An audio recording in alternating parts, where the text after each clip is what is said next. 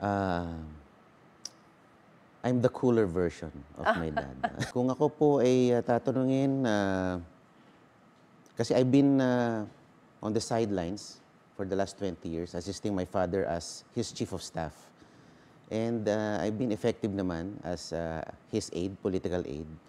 Sabi nila, I'm the logical choice to succeed him. Pero it's the party, the executive board of the party who decides. Siguro po, I myself, I have big shoes to fill. Kasi, yung daddy ko po kasi is an accomplished, brilliant legislator. Pero tingin ko po, hindi ko susundan yung kanyang estilo. Dahil yung baka hindi ko kaya yung ganun eh. Yung pagiging controversial. Siguro I will take the quieter path.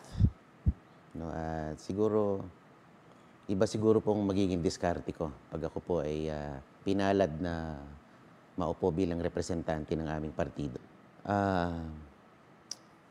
I'm the cooler version of my dad.